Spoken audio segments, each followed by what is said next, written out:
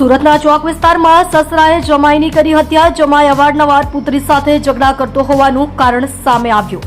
સુરતમાં સસરાએ જમાઈની કરી હત્યા અને સસરાએ ચપ્પુના ઘા ઝીંકી જમાઈની હત્યા કરી છે. જમાઈ અવારનવાર પુત્રી સાથે ઝઘડો કરતો હતો અને ચોક બજારના ફૂલવાડી વિસ્તારમાં આ હત્યાનો બનાવ બન્યો છે. ચોક બજાર પોલીસે ગુનો નોંધી તપાસ શરૂ કરી. સુરત ચોક બજાર વિસ્તારમાં હત્યાની ઘટના. સુરતના ચોક બજાર ફૂલવાડી વિસ્તારમાં હત્યાની ઘટના બની છે, જેમાં સસરાએ જમાઈને ચપ્પુના ઘા મારી હત્યા કરી છે. જમાઈ છોકરી સાથે અવારનવાર ઝઘડો કરતો હોવાથી બબાલતી હતી અને સસરાએ ઉશ્કેરાઈને ચપ્પુના ઘા માર્યા છે. મૃતકનું નામ સલમાન સફીક અહેમદ શાહ છે અને તેની હત્યા કરી છે.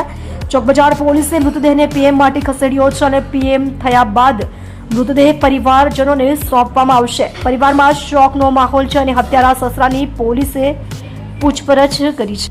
આપ જોઈ રહ્યા છો ગુજરાતની સૌથી પહેલા ખબર આપતી Surat express news channel, director Rajesh મંગલેની સાથે. ગઈકાલે ચોક બજાર પોલીસ સ્ટેશન વિસ્તારમાં આવેલ નહેરુનગર ઝુંપડપટ્ટી છે, તેમાં સસરાએ પોતાના સગા જમાઈને ચપ્પુના ઘા વડે મારી દેવાનું કારણ જાણવા એવું મળ્યું કે જે જમાઈ છે એની વાઈફ જોડે અવારનવાર ઝઘડો કરતો હતો અને કૌટુંબિક કારણ હતું. તેના લીધે સસરાએ ઉશ્કેરાઈને જઈને જમાઈને ચપ્પુથી મારી દીધું છે અને માર્યા પછી તે ફરાર થઈ ગયેલો છે. તે પછી ચોક બજાર પોલીસની અલગ અલગ ટીમો બનાવવામાં આવી છે અને મોડી રાત્રે પોલીસની ટીમ સસરાની ધરપકડ કરી છે.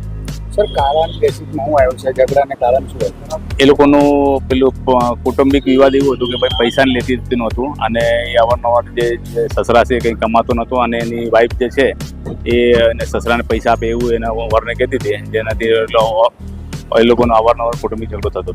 જન્મે આવી